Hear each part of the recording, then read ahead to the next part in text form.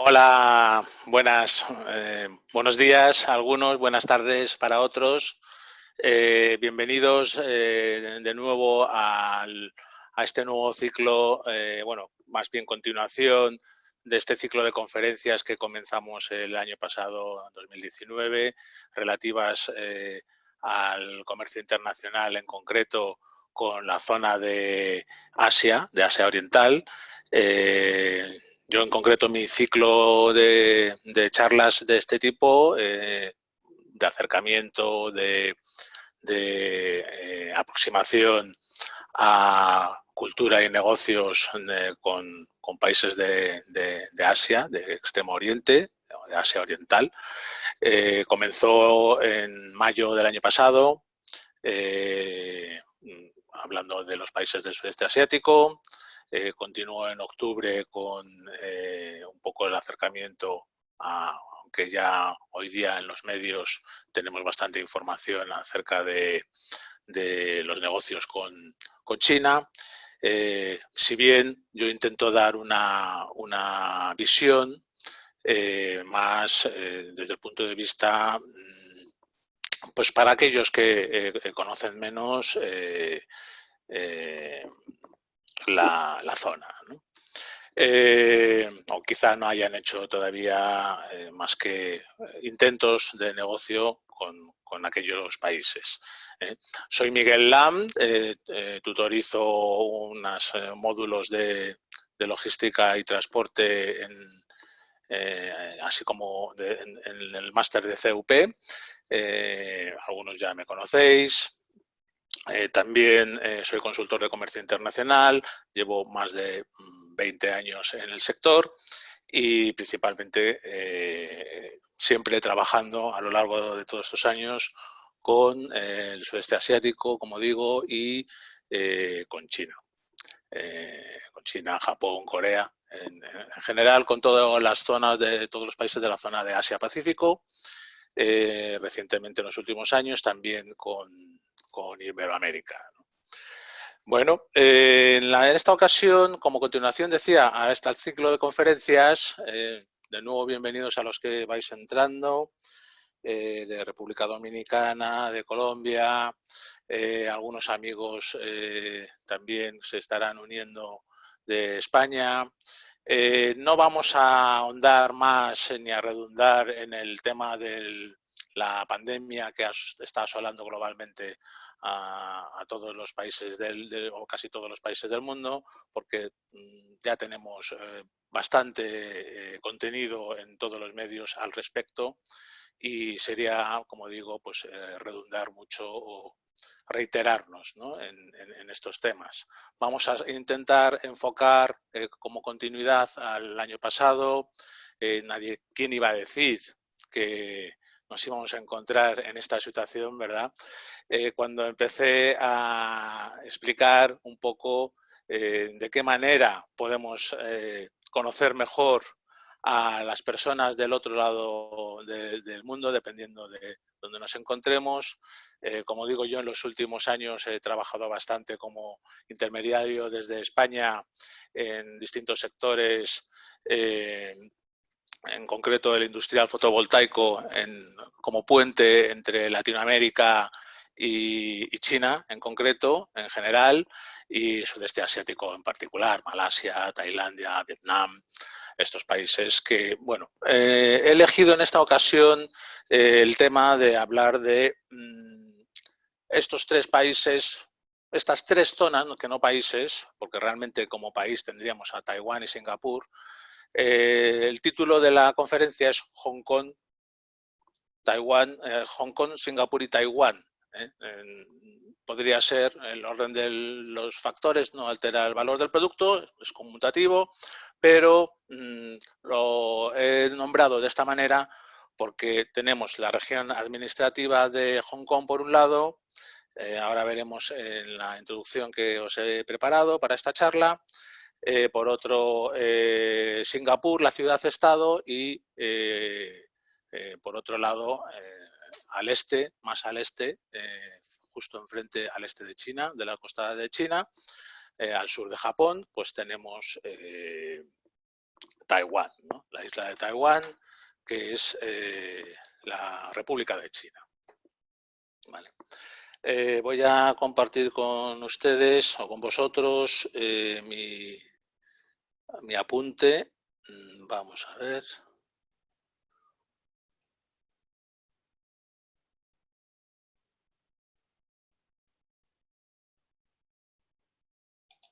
Sí, aquí lo tengo. Como digo, ¿por qué lo llamo los otros chinos? Hablábamos en la conferencia anterior de octubre un poco de cómo hacer negocios, cultura y negocios con China, ¿no? Si queréis consultarlo podéis hacerlo en la web de CUP, en la sección de conferencias.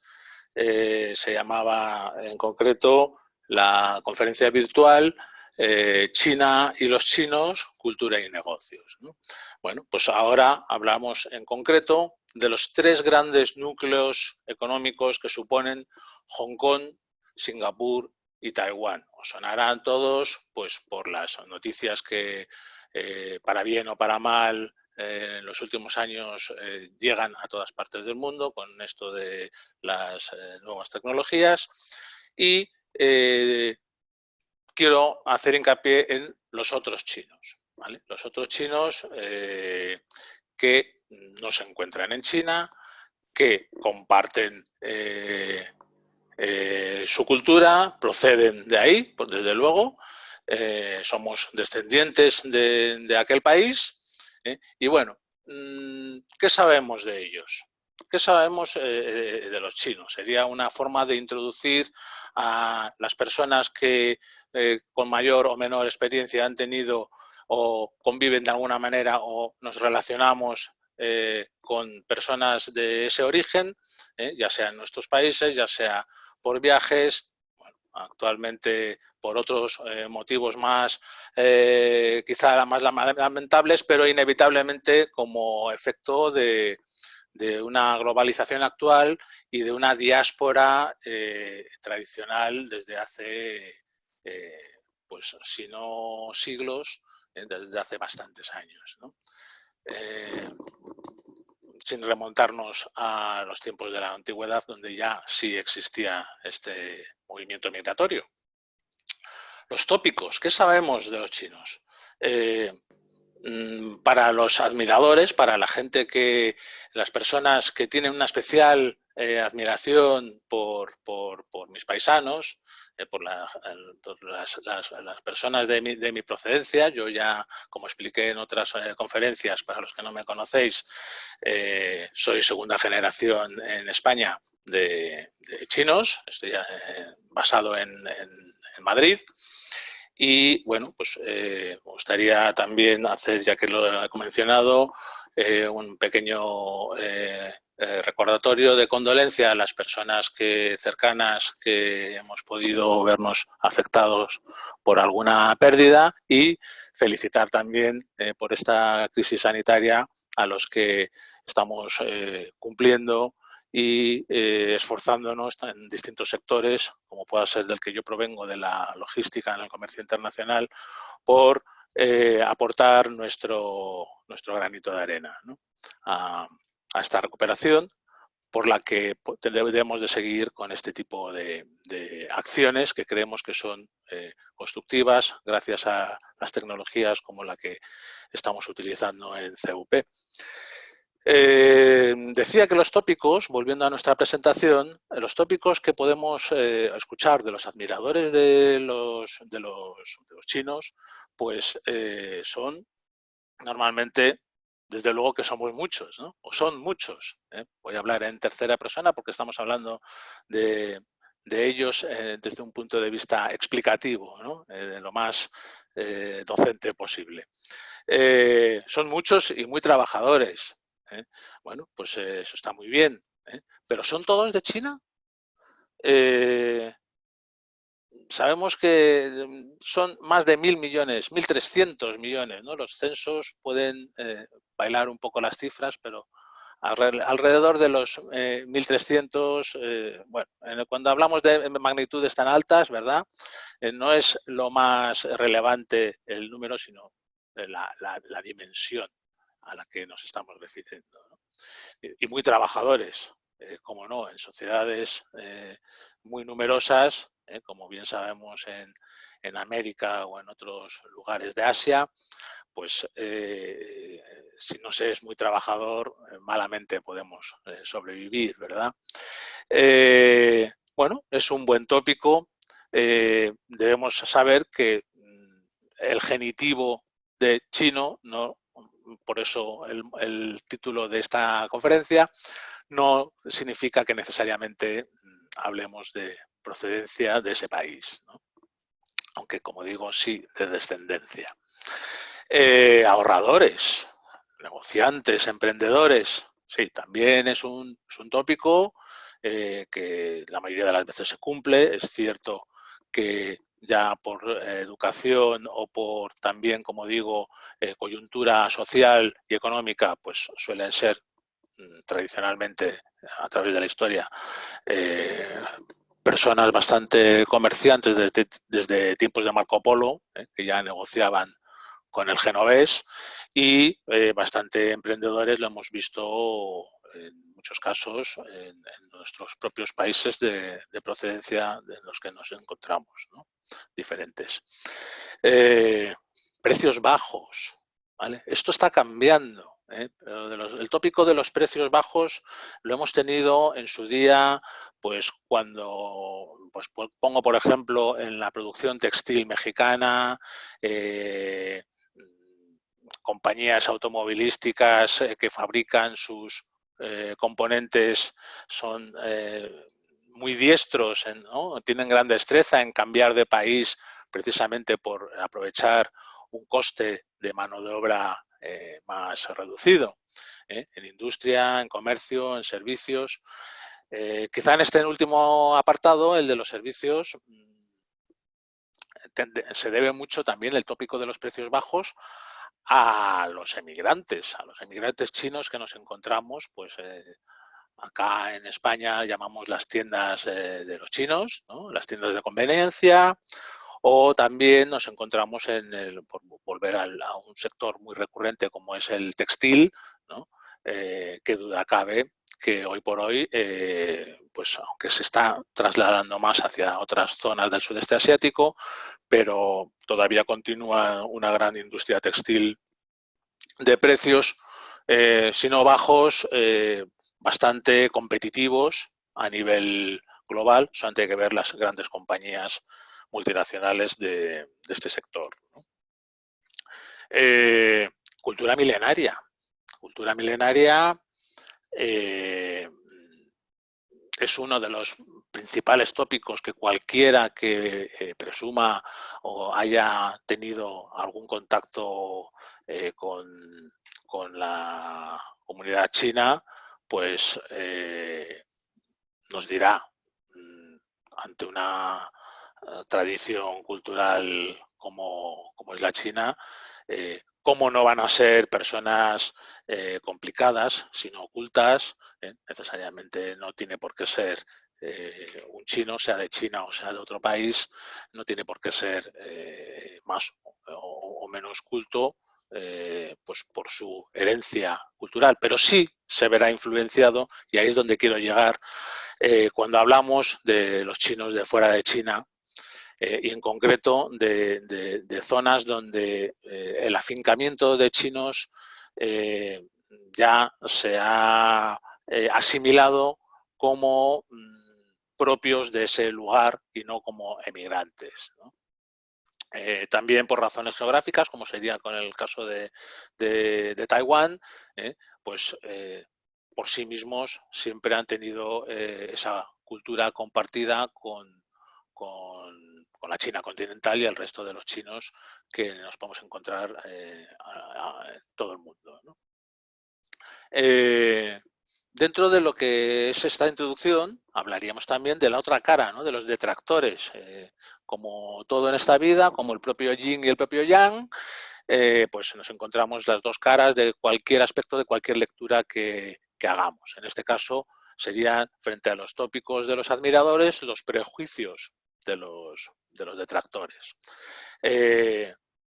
son personas avaras, deshonestas. No sé si recuerdan, los que tengan cierta edad o les guste un poco la cultura cinematográfica de serie B, pues las películas de Fu Manchu, ¿no? Era ese chino con los bigotes, de las uñas largas, ¿no? Un poco recordando a los malvados mandarines de los antiguos imperios de China. Bueno, pues ese chino malo que es deshonesto, ¿no? Pues de los telefilmes o las películas que podemos ver, que es un tópico sobre los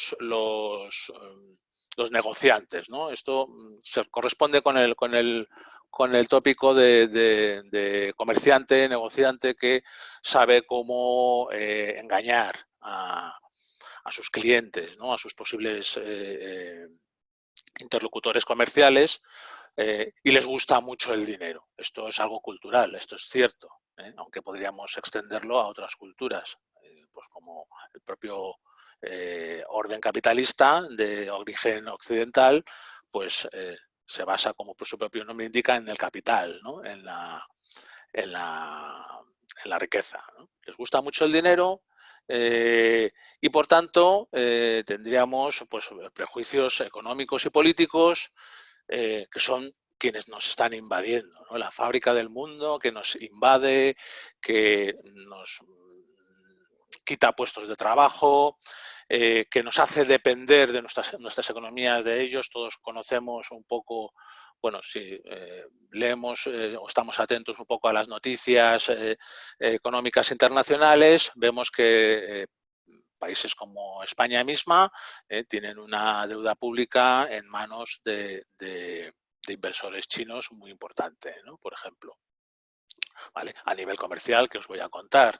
Evidentemente, la inversión, no olvidemos esto, la inversión de los extranjeros, del primer mundo, de nuestra economía actual, de nuestras empresas, en el mercado chino, en el mercado de la mano de obra chino me refiero, primero, y después en el potencial mercado consumidor que supone la propia República Popular de China, con sus 1.300, 1.500 millones de posibles consumidores, aunque realmente podríamos reducirlo a un porcentaje muy inferior según nuestro sector de actividad, pues también nos hace crear un prejuicio a la inversa en la balanza comercial, de decir, cuidado con estos señores de ojos rasgados que nos están invadiendo y nos hacen, pues como hemos visto ahora con la crisis sanitaria actual, cómo nos crean una dependencia, ¿no? Pero esto son cosas de mercado en las que yo no soy economista, no vamos a entrar y no corresponde a esta charla. Pero sí, es evidente que puede causar ciertos prejuicios en sus detractores, ¿no? O a veces ser incluso utilizado políticamente. Turistas poco civilizados, ¿no? Bueno, esto también es extrapolable o extensible a otros países. Cuando un país se desarrolla recientemente, aunque en el caso de China ya no es tan reciente, desde los años 80 que inició su gran apertura económica, pues hemos visto cómo han proliferado las nuevas riquezas de personas que tradicionalmente procedían del entorno rural, ¿verdad? Entonces, bueno, pues nos pueden parecer en Occidente o en las grandes capitales turísticas, nos pueden parecer a veces personas que vienen a visitarnos con mucho dinero, poco educadas, poco civilizadas, o quizás simplemente porque no conocen pues las formas, las buenas maneras en las que debemos de movernos cuando nos encontramos en entornos numerosos, ¿no? Y sobre todo. Vale. Ay, vale, Disculpa. gracias. Disculpadme, me dicen que no se ve la presentación. De todas formas, estábamos en la primera página. es que no lo he hecho bien. Son cosas de iniciarnos en la novedad del, del Zoom, ¿verdad? Entonces, creo que ahora, en estos momentos, ¿se ve ahora, Beatriz? Ahora sí, gracias. Sí, muchas gracias. Bueno, esto es lo bueno también de tener a las compañeras de CUP asistiéndonos, ¿no? Discúlpenme, por este lapsus, este fallo de ignorante técnico, ¿verdad? Bueno, nos tendremos que acostumbrar a utilizar esta nueva plataforma que, por cierto, está muy bien también, ¿no? La recomiendo. Seguíamos con lo de los prejuicios, ¿no? Hablábamos yo pienso que son cosas que quizá a muchos de ustedes no les sorprende, o de vosotros, ¿no? Ya que tenemos cierta cercanía en pantalla, ¿verdad? Hablábamos de los turistas que además, pues como son muchos, pues comen de todo, ¿no? Es una cultura también muy parecida a la cultura latina, ¿verdad? Que nos gusta hacer negocios y amistades alrededor de la mesa, de la comida y de la bebida. Se habla mucho de, ¿y usted comió serpiente alguna vez o comió perro? No sé, dependiendo, ¿no? De las zonas. Es un país muy grande y bienvenidos a los que están ingresando ahora a la sala. Bueno, pues sí, efectivamente, existe una tradición cultural, dependiendo de la zona. Estamos hablando de una geografía muy extensa. Piensen ustedes, hay muchos asistentes de la zona de Iberoamérica, ¿no? Piensen ustedes en la riqueza natural y, por tanto, la influencia gastronómica en la cultura del comer a la hora de preparar unos u otros productos que nos da la naturaleza, ¿no? Si bien, bueno, pues efectivamente no es muy frecuente, no es una cosa, no hablaríamos, pues no sé, como el cuy peruano, por ejemplo, o no sé, los caracoles españoles, ¿no? Bueno, o franceses, pues no todo el mundo los come, no a todo el mundo le gusta, ¿verdad? Murciélagos, ¿no? Con esto ahora del coronavirus, ¿no? Pues bueno, qué decir de todo esto, ¿no? Son verdaderamente, les aseguro, os aseguro a todos, prejuicios. ¿Vale? Vamos a hablar ya directamente de nuestra zona en la que he querido enfocar esta pequeña charla, ¿no? Algunos datos significativos de Hong Kong, pues podemos hablar es muy representativa su población. Hong Kong, como si no saben algunos, imagino que hoy día ya, insisto, con la información que fluye, y recomendándoles, si me permiten de nuevo, las conferencias anteriores que pueden ver en la web de CUP sobre el sudeste asiático con el que se inició este ciclo y sobre China en concreto, China y los chinos en octubre, mayo y octubre. Son fáciles, muy fáciles de encontrar. Si entran ustedes en la página web de CUP y marcan o pinchan en las conferencias relativas a comercio internacional, les aparecerán mis charlas, ¿no? Una población tenemos en lo que es la zona de Hong Kong de casi, lo que conocemos como Hong Kong, de casi 8 millones, 7 millones y medio, 8, de personas en poco más de 1.000 kilómetros cuadrados. No olvidemos, es una isla al sur, que no era más que una base, un puerto de entrada. Hong Kong significa la isla fragante, ¿no? O olorosa, ¿vale? Aunque en su día parece ser que no era muy saludable, no muy fragante, que digamos, cuando llegaron los ingleses.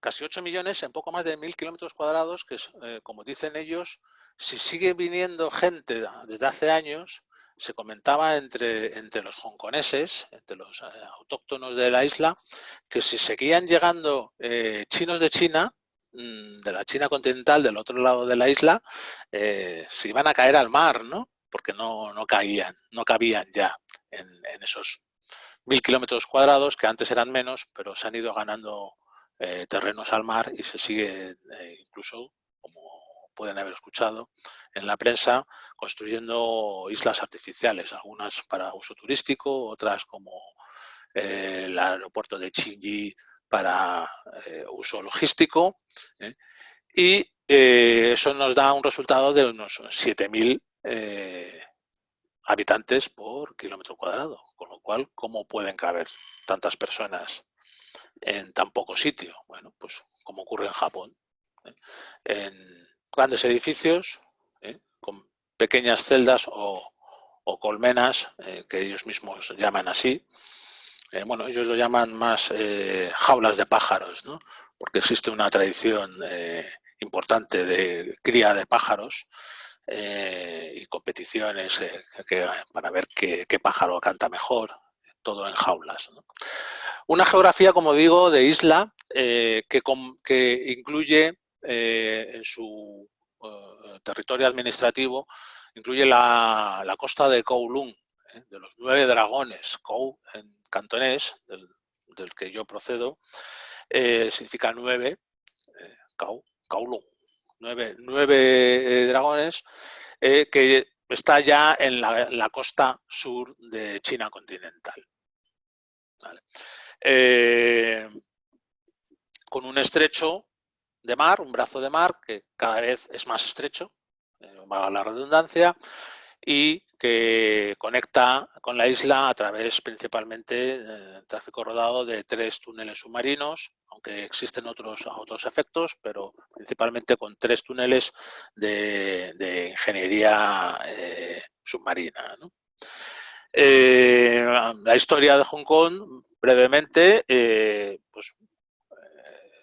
como es bien conocido, fue una colonia británica durante 150 años, desde 1841 a 1997, año en el que se produjo lo que se conoce como el turnover o la devolución por el gobierno británico.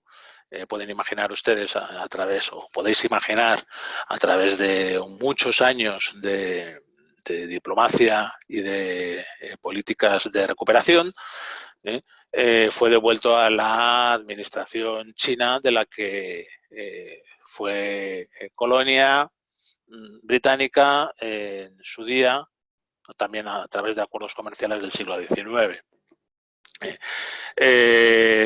Digo que tiene una nomenclatura bilingüe porque al menos lo que es todos los lugares y direcciones de la antigua colonia británica mantienen sus nombres coloniales en inglés y tienen su equivalente en chino. En chino, en concreto en chino cantonés, aunque la escritura está unificada, pero a la hora de leerlo verbalmente es bastante distinto, ¿no?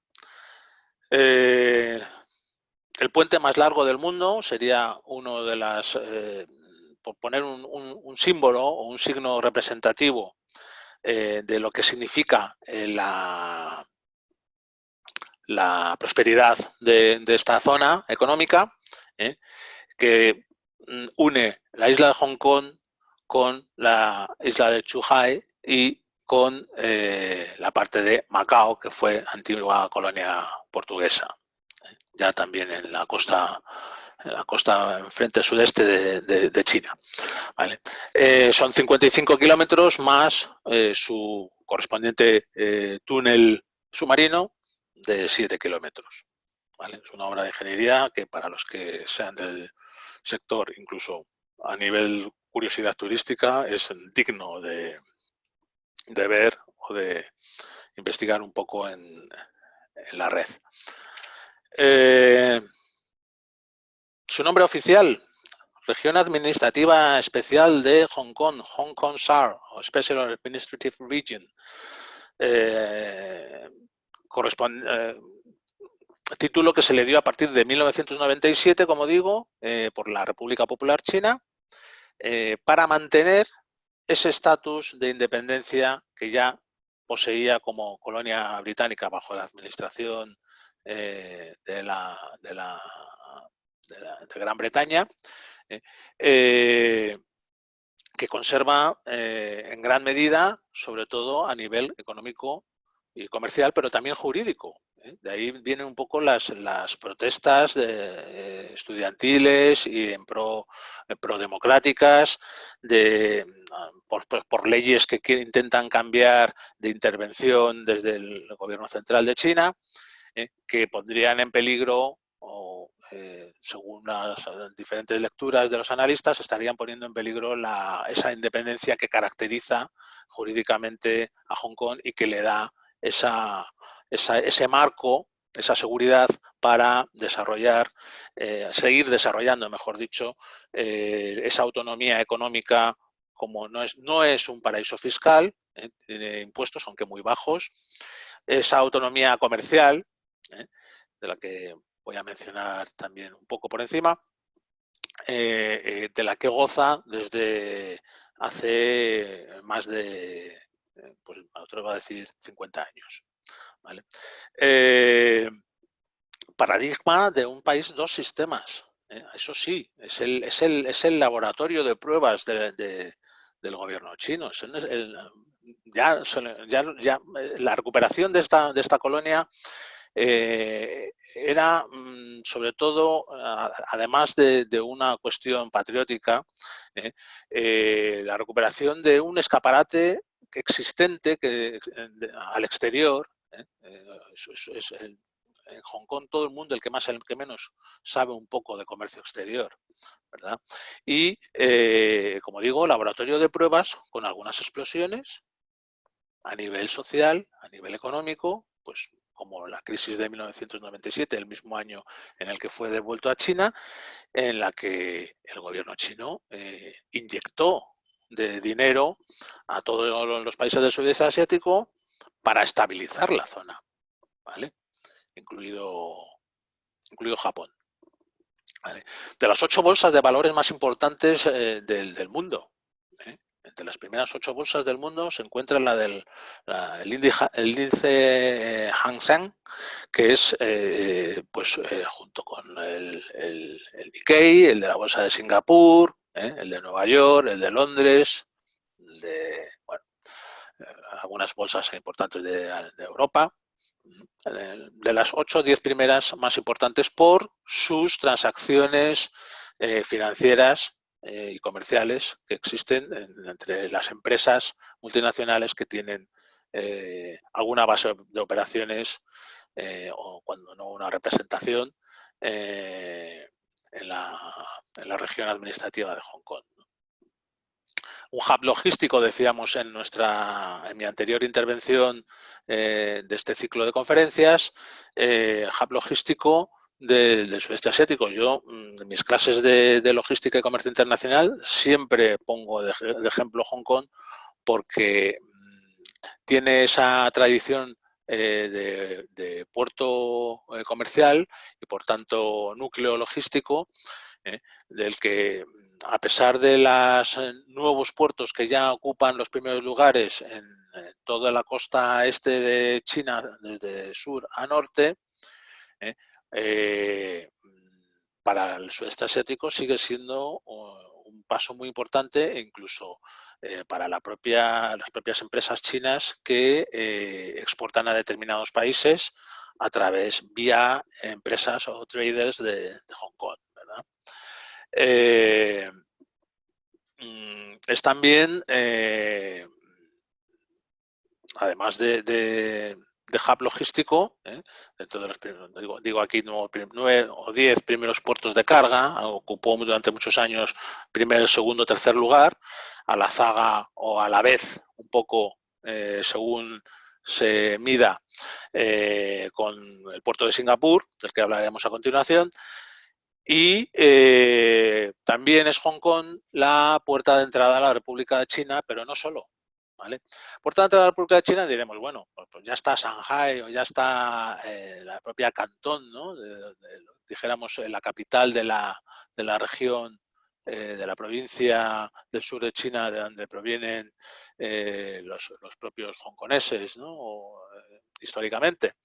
Bueno, también es puerta tradicional de foco de migración eh, hacia, por supuesto, el Reino Unido, pero también hacia Australia, Canadá, otros países, pues por razones obvias de cuando, cuando las personas emigran a otro país, ¿no? ¿Vale? Quiero decir, razones de supervivencia, ¿verdad? O de mejora de vida. Los cantoneses han sido emigrantes, mis padres mismos, pues durante muchos años, como decía en mi anterior conferencia, pues desde los tiempos de la construcción del del ferrocarril de Santa Fe en los Estados Unidos y llegando por toda la Panamericana hasta el Cono Sur, ¿vale? No solo cantoneses, pero sí que es verdad que de la zona de Hong Kong durante años salieron muchos y siguen algunos todavía, ¿no? Ya de otra manera, en mejores condiciones. Por tanto, puerta de entrada y salida, de entrada comercial, pero también de salida, digo, de personas y mercancías. ¿Vale? Es un hub de logístico de tránsito muy importante en lo que es China en general, o sea, Asia en general y China en particular. La tasa de desempleo, para hacernos una idea, por ejemplo, de la sociedad en Hong Kong, ¿vale? Está en el 3,2%, que, como se conoce popularmente, es el porcentaje de personas que se están cambiando de trabajo. Una transición flotante, ¿no? No es realmente una tasa de desempleados, aunque, bueno, existe, evidentemente existe, porque hay brecha social, aunque no sea muy visible, pero hay estamentos de la sociedad en los que desgraciadamente existe una brecha de pobreza a tener en cuenta también por la administración social del gobierno, tanto de la región administrativa como del propio gobierno chino, ¿no? Hong Kong, Kowloon y Macao. Es fácil de imaginar por la anterior diapositiva que es una de las ciudades con, pues si vemos que son 1.000 kilómetros cuadrados para 8 millones de personas y tienen una riqueza importante como centro financiero y logístico, pues es una ciudad cara, ¿vale? Cara de vivir, con coste de vida bastante alto. Hong Kong, Kowloon y, bueno, un término menor, Macao, decíamos, pues ya he comentado que los autóctonos son eminentemente cantoneses, ¿vale? De origen. Hay también una población a tener en cuenta de colonos, de británicos, europeos, norteamericanos, que principalmente se dedican a la banca y otros negocios o servicios relacionados con servicios financieros. Y también en los últimos años bastantes repatriados chinos de otros países que emigraron en su día, que bueno, pues hicieron dinero y tienen capacidad de adquirir una de las carísimas flats o pisos, ¿no? Viviendas en alguna de las zonas normalmente pues más cercanas ya a la zona de Kowloon, porque lo que es la isla de Hong Kong es muy elitista, ¿no? El poder vivir ahí. De hecho, pues suelen ser oficinas de empresas que quieren tener una representatividad, ¿no? Un prestigio, las que se encuentran en la isla. ¿eh? Las residencias se encontrarían más en la zona de Kowloon y hacia el interior de China. llegando a Shenzhen. En la isla de Hong Kong, pues tradicionalmente existían pues las casas de los británicos más pudientes en las zonas de Peak, ¿no? de las montañas circundantes, y bueno, pues también tenemos ahora, ahora, en los últimos años, los últimos 20, 30 años, inmigrantes de China continental que, que vienen un poco, pues como dirían los autóctonos, a tomar posesión de su capacidad para poder invertir en el exterior y de un poco a pasear por su nueva recuperada región, ¿no? Región próspera. ¿Vale? Decía que Shenzhen y el norte pues son las zonas donde concentra más este tipo de población procedente de otros lugares de China, que suelen ser empresarios que han abierto empresas en la zona para relacionarse con el comercio exterior de otros países, al ser Hong Kong la plataforma que decimos de intermediación, y también trabajadores en las fábricas de electrónica y juguetes de Shenzhen, y otras industrias tecnológicas de esta zona, muy desarrollada siguiendo el modelo de Hong Kong, y de otras ciudades del norte. ¿Vale? Esos inversores chinos, y no solo chinos, sino también extranjeros, como algunos amigos míos españoles en la zona, pues no tienen por qué ser industriales, empresarios o multinacionales. Nos encontramos con que hay muchas agencias de intermediación y traders. Yo mismo he estado durante casi 15 años trabajando como intermediario en distintos sectores para la zona, y de esos 15, pues 7 viajando a Hong Kong intermitentemente, pues como condición sine qua non para contactar con empresas chinas, ¿no? Facilita mucho, ¿vale? Recomiendo que si alguien tiene interés en este sentido, pues que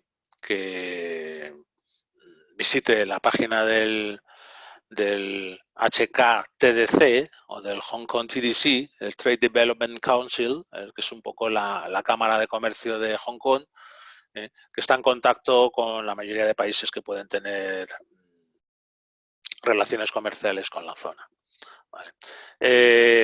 Relaciones comerciales que se forjan en ferias comerciales, bueno, sin tener las envergaduras monstruosas de las ferias que se están celebrando en Cantón, Shanghái y Pekín, ¿vale? De la China continental, pero sí con un muy interesante edificio de ferias y convenciones, el Hong Kong Convention and Exhibition Center, que además tiene una arquitectura digna de admirar,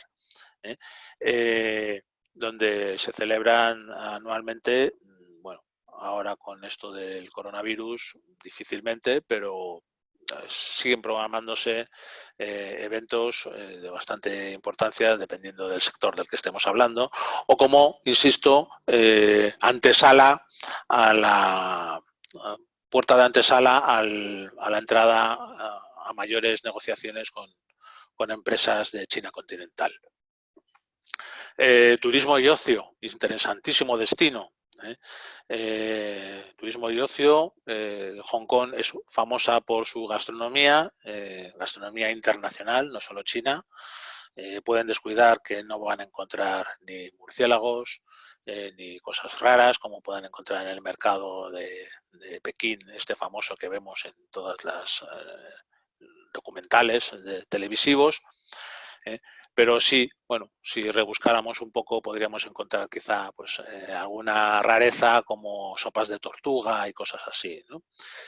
Pero tiene una fama gastronómica, pues por su nivel de vida y por la concentración de hombres de negocios o personas dedicadas a los negocios, hombres y mujeres, en en este núcleo financiero comercial que aglutina pues los mejores chefs de distintos países que han ido ahí un poco también como buenos empresarios a darse nombre, ¿no? A darse mayor fama. ¿Vale?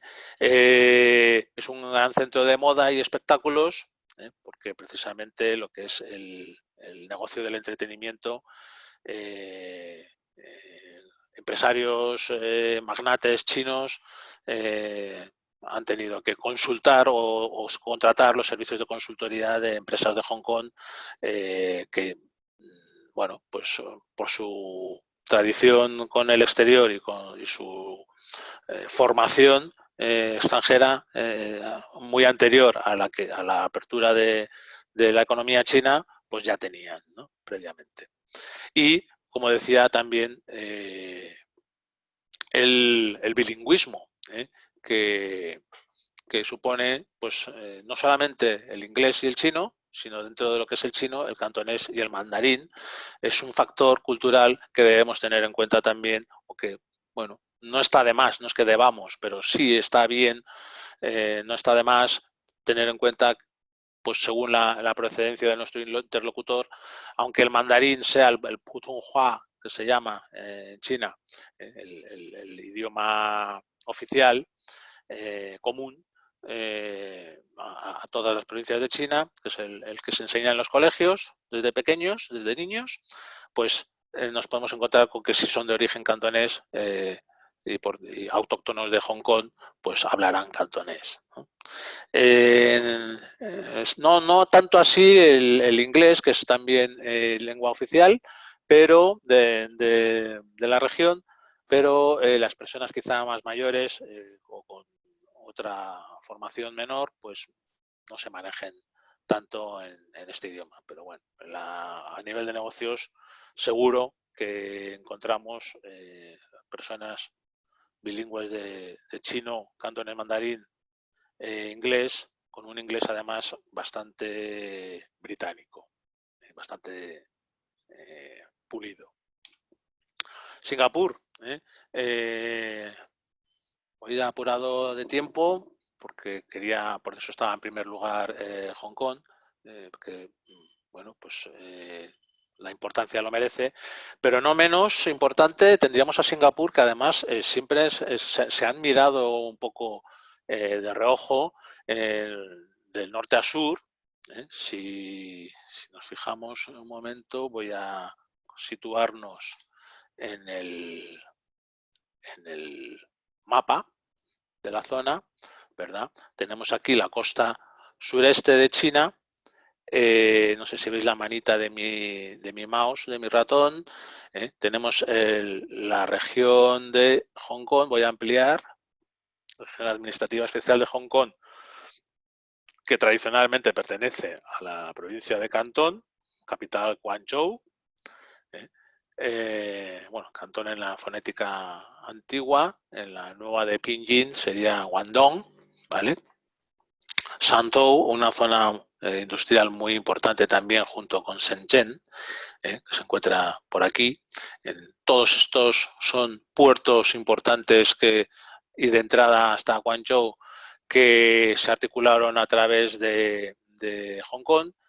Tenemos enfrente Macao, en la costa, y si nos vamos hacia el sur, ¿vale? Luego hablaremos de la isla de Taiwán, que está justo enfrente.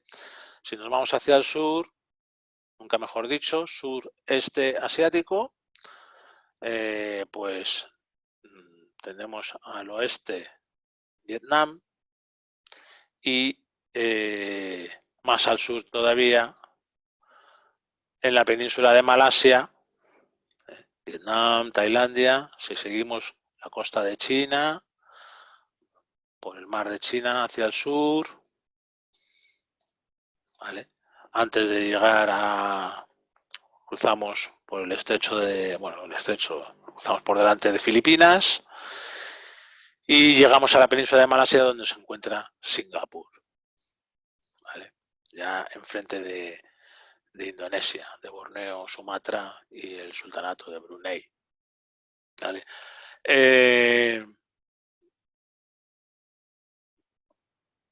Digo, la ciudad-estado de Singapur,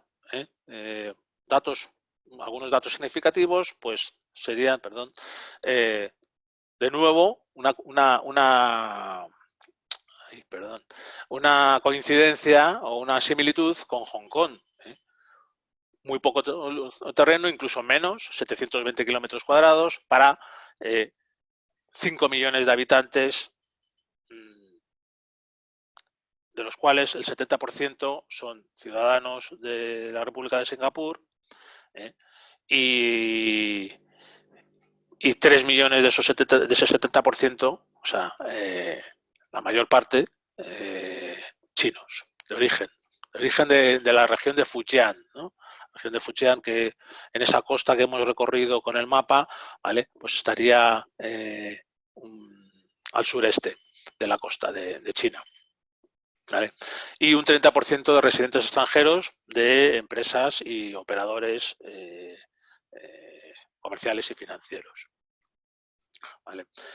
También tiene una similitud con Hong Kong como colonia británica durante 130 años, algunos menos que Hong Kong. Se independizó en su día de lo que era la colonia malaya, la colonia británica de Malasia, de la Confederación Malaya, donde actualmente pues siguen reinando una estirpe aristocrática de familia original o de origen malayo, ¿no? Pero la diáspora china pues se estableció en esta zona y bueno, pues tras ser expulsados de la Confederación Malaya, pues se quedaron como ciudad-estado independiente, tanto de Malasia como del gobierno colonial británico, de la Compañía de las Indias Orientales, y por tanto, pues ese primer ministro chino de origen, como digo, de Fujian, que estableció en los años 50 la democracia, pues atravesó previamente distintos periodos de guerra con presencia japonesa también en la zona, el antiguo sultanato de Johor, como digo, de las familias aristocráticas. Johor es una zona de la Confederación Malaya, y bueno, pues hasta llegar a la prosperidad actual, también en los rankings de mejores países para hacer negocios a nivel internacional, con mayor número de personas ricas, ¿no? y de empresas punteras de primer orden, y por supuesto con un nivel de vida altísimo, pues equiparable a los de Tokio, Nueva York, actualmente Shanghai. Bueno, representativo sería pues el famoso hotel Marina Bay Sands, de las 3 torres que unidas en su tejado por una piscina panorámica rebosante o desbordante, que alberga en su interior pues el casino más caro del mundo, aunque los señores de Macao tendrían también mucho que decir ahí, porque la propia ciudad de Macao es casi en sí misma un complejo lúdico de casinos. En este hotel pues tenemos 2.560 habitaciones en 120.000 metros, bueno, alberga también 120.000 metros cuadrados de sala de exposiciones, de una sala de convenciones y exposiciones, y un museo de arte y ciencia, ¿vale? Porque nos indica que el sector turístico también es importante, aunque no el principal. Tenemos en la República de Singapur, como se conoce el país propiamente dicho, es uno de los 11 países de la ASEAN, de la Asociación de Países del Sudeste Asiático, Asociación Económica, y del Foro de Cooperación económica de Asia-Pacífico, al que pertenecen los propios Estados Unidos, por ejemplo, Canadá, Australia. Es el más pequeño de esos 11 países del sudeste asiático, evidentemente, es una ciudad-estado, pero el más próspero, ¿vale? Decíamos que dentro de los 10 más ricos del mundo, ¿vale?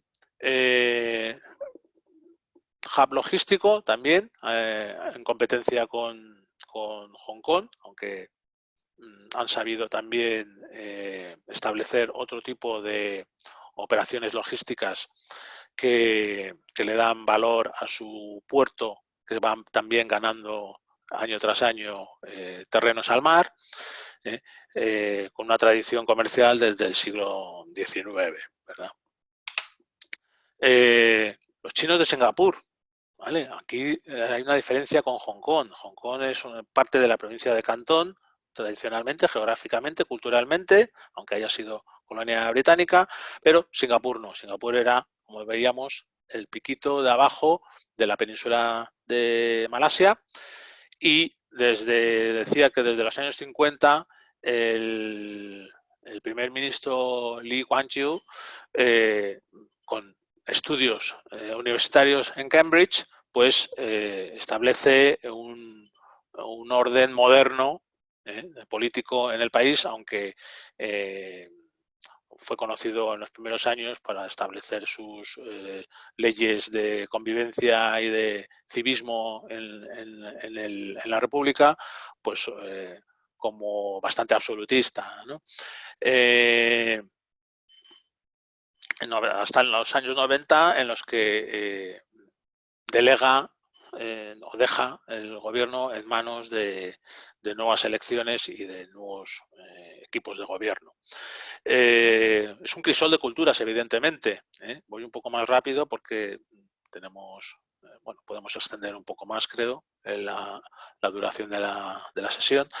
Es un crisol de culturas, principalmente, pues hemos dicho que el 70% de chinos, ingleses y tamil, ingleses por razones de negocio y también de herencia cultural, malayos, que son los verdaderos autóctonos de la zona, aunque se hayan quedado solamente un 13% de ellos, y indios tamiles, un 9%, también por influencias mercantiles y históricas procedentes de India y Sri Lanka, siendo el idioma tamil también uno de los de los 4 idiomas oficiales del país.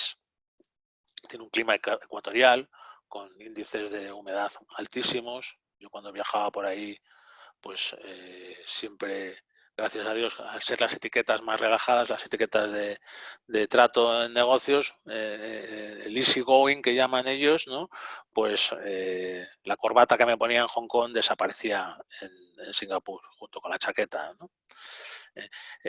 Ocurre un poco como en Filipinas, ¿no? Que se puede uno vestir con la camisa tradicional de Filipina, el varón, ¿no? Bueno, pues en Singapur ocurre algo parecido, ¿no? Nos podemos encontrar con hombres de negocios en camisa hawaiana, ¿no? De manga corta. ¿Vale? La Suiza de Asia, es conocido como la Suiza de Asia, decía en mi introducción el año pasado de este ciclo de conferencias sobre el sudeste asiático, pues por razones evidentes de calidad de vida, de seguridad, de lo que ustedes quieran, de limpieza, de lo que se os ocurra a nivel de lo que debe ser una ciudad armoniosa, cívica, segura, cero índice de delincuencia, o a lo mejor muy anecdótico, ¿no? Alguno que se emborracha, porque también son bastante fiesteros, por cierto, tienen un carácter bastante alegre, bastante, quizá para los tópicos que hablábamos en la primera diapositiva, bastante poco chinos, ¿no? Aunque no estoy de acuerdo con que sea una cultura seria, o sea, quiero decir, poco fiestera, pero sí un poco más retraída socialmente, cosa que aquí en Singapur, no sé si por el clima ecuatorial o por este crisol de culturas, yo creo, también, pues se relaja mucho más esas etiquetas y son ciertamente gente bastante fácil de tratar y muy alegre, ¿no? Tienen, sin embargo, obsesión por las normas de convivencia y por la seguridad. Las empresas de seguridad de Singapur son de las más eficientes del mundo, por no hablar pues simplemente de la recepción que nos pueden hacer en el lobby de entrada de cualquier hotel a la hora de registrarnos. Pues veremos que su forma de trabajar, muy representativa del resto de gestores de cualquier empresa, incluida, como digo, la educación y la investigación, son altamente eficaces y siempre muy eficientes. ¿Vale? El método Singapur menciona aquí, no quería dejar de mencionarlo porque es una de las grandes apuestas por el sistema educativo del país, de la ciudad-estado, que supone la República de Singapur.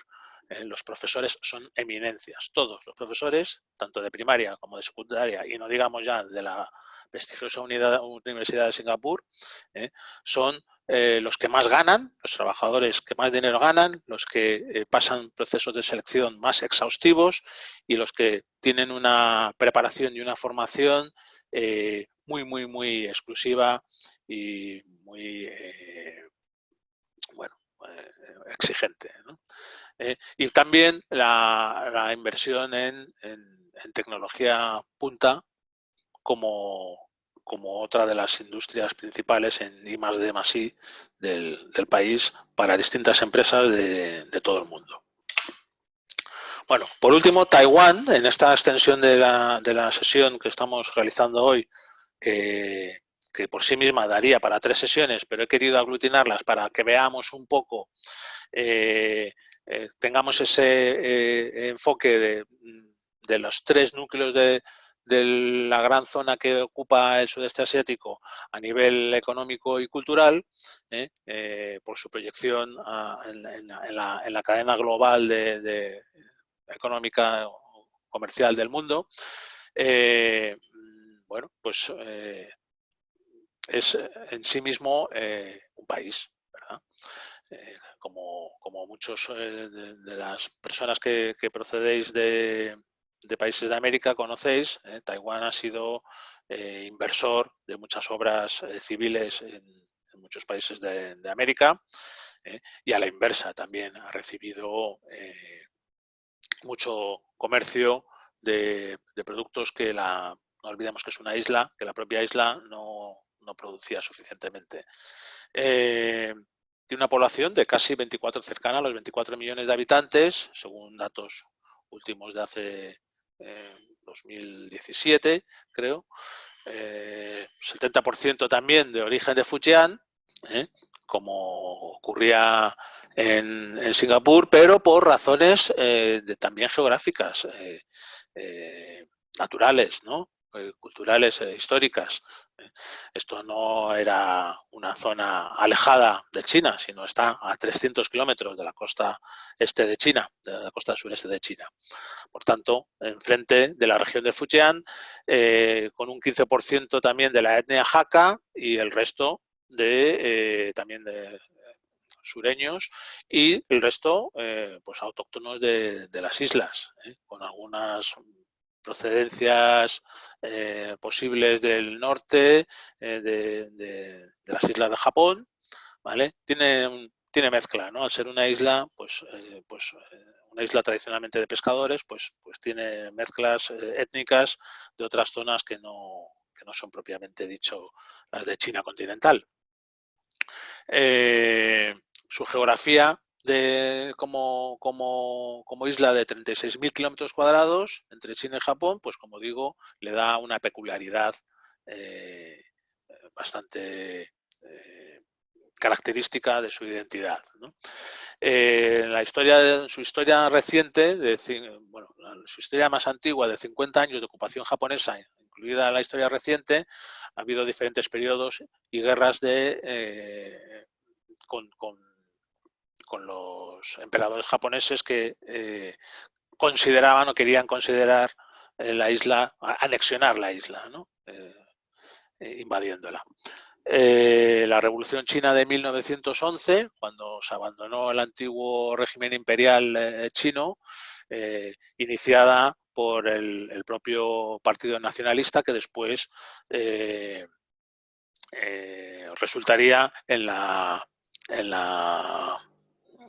creación de la República de China en la isla de Taiwán, tras una guerra civil que duró desde 1927 a 1949, año en que se retiraron las tropas del Kuomintang, del partido, significa Kuomintang, significa Partido del Pueblo, se retiraron a la isla de Taiwán con el triunfo del Partido Comunista Chino, que se estableció oficialmente en ese año, ¿no? Y que se sigue conmemorando todos los 1 de octubre desde 1949. Taiwán es uno de los, por tanto, de los 4 tigres asiáticos conocidos en los años 90 por su mantenimiento de índices de crecimiento, ¿no? Junto con Singapur, Hong Kong y Corea del Sur. De ahí que haya querido yo incluirlo en este bloque de presentación de esta conferencia. ¿Vale? Representativo tendríamos también, pues no sé, el metro de Taipei o obras civiles importantes, pero creo que a nivel de proyección internacional, desde 1968 tenemos la línea naviera, una de las líneas navieras marítimas más importantes del mundo, como es Evergreen, Evergreen Marine Corporation, que bueno, ahora es Evergreen Line, que tienen tanto base en Hong Kong y Singapur como en el resto de países, de muchos países del mundo, como pueda ser Italia, España con Green Ibérica, Estados Unidos, incluso la propia China, China continental. ¿Vale? No os habrá pasado por alto el que estoy hablando de la China continental todo el tiempo. Hablamos de la República de China, que decía en mi anterior conferencia que no debemos de confundir con la República Popular de China, que es la China continental, la China comunista, la que actualmente está reconocida a nivel diplomático, incluso por Estados Unidos, desde 1979. Entonces, bueno, pues incluso antes del 75 creo que fue.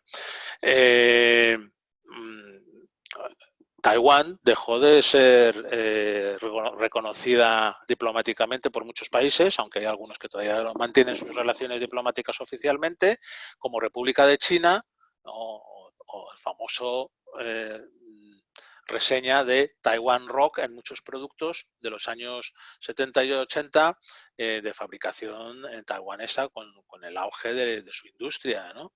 El Taiwan Rock, ¿no? Taiwan Republic of China, ¿vale? Se la ha conocido también en los Juegos Olímpicos, las últimas ediciones ha aparecido como China Taipei, ¿vale?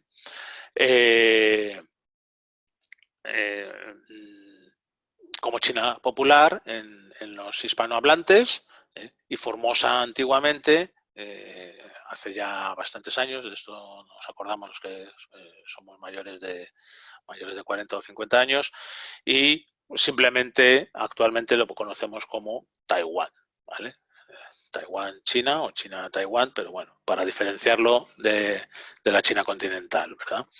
Es una república democrática multipartidista con sus elecciones, con su sistema parlamentario. Es representativo también el hecho de que posee una compañía nacional que es China Airlines y no Air China, ¿vale? Que sería la de la República Popular de China, ¿vale? China Airlines, miembro del grupo SkyTeam, ¿vale? Su relación con Estados Unidos desde el Tratado de Defensa de 1954, tras la Segunda Guerra Mundial, en la Guerra del Pacífico, ¿vale? Pues podemos considerar, por razones de facto, un protectorado o una base casi pues como la OTAN, ¿no? En el Tratado del Atlántico Norte, pues en el Pacífico tendríamos a Taiwán como base protegida o protectorado de Estados Unidos, lo que le ha permitido mantener su independencia de las políticas anexionistas de China, y desde 1980 solo mantienen relaciones económicas y culturales, solo entre comillas digo, porque realmente las relaciones diplomáticas no se han roto nunca, aunque públicamente el reconocimiento para satisfacer al gobierno de la República Popular China, al gobierno de China continental, pues bueno, hayan cedido, ¿no?, en ese sentido. Vale, tendríamos las ciudades más importantes. Esto está cambiado, ¿vale? Al norte es Taipei. En el mapa veríamos, en el norte tenemos Taipei como la ciudad principal, donde se estableció la capital administrativa desde tiempos del Partido Nacionalista, y al sur sería Kaohsiung, otro hub logístico, otro centro económico industrial a tener en cuenta a la hora de hacer negocios con la zona, y con grandes oportunidades de mercado. ¿Vale? Los chinos de Taiwán, no me voy a extender mucho más. Los chinos de Taiwán, decíamos que de origen muchos de la zona de Fujian, tienen una influencia también muy directa, además de la de estadounidense, anteriormente además, culturalmente además, de Japón. Y en la historia reciente también como ejemplo del modelo japonés de inversiones económicas en la nueva China, en la República Popular, ¿vale? Pero con la peculiaridad de que para muchos empresarios chinos y trabajadores incluso, pues supone una especie de reencuentro con primos, con familiares, con gente que hablan su propio idioma, su propio dialecto, o que tienen bueno, todos tienen realmente una cultura común, ¿no? Aunque no se reconoció, se dejó de reconocer a Taiwán como país en la ONU desde 1971, no recordaba antes, siguen manteniendo oficinas comerciales con todos los países con los que tenían antes representación diplomática, incluido España. ¿Vale? La formación de jóvenes en el exterior es un foco importante por así decir, de clientes, de alumnos taiwaneses, sobre todo con sistemas de formación o educativos en Japón y Estados Unidos. ¿Vale? Hay muchos taiwaneses que hablan japonés e inglés perfectamente. ¿Vale? O uno de los dos idiomas. Alternativa universitaria para extranjeros, como recepción de extranjeros, también Taiwán es una alternativa muy buena. Las universidades taiwanesas para el estudio del idioma chino, incluso de otros idiomas, y otras áreas de conocimiento como puedan ser ciencia y tecnología. ¿Vale? El arte del tai chi es algo que entre la cultura china en general, tanto dentro como fuera de China, tanto en la propia China continental como en estos países que estamos comentando hoy, Hong Kong, Taiwán, Singapur, todo el sudeste asiático y toda la diáspora, todos los emigrantes chinos en el exterior, el arte del tai chi, que muchos conoceréis como el arte marcial que se practica pues no solamente por la tercera edad, no solamente por las personas mayores, también muchos jóvenes para la meditación, es que China puede esperar. ¿Vale? Dentro de la filosofía del Tai Chi, que es despacio, con diferentes movimientos, con mucha flexibilidad, podemos decir que China, me refiero a China, el país continental, la República Popular China, puede esperar.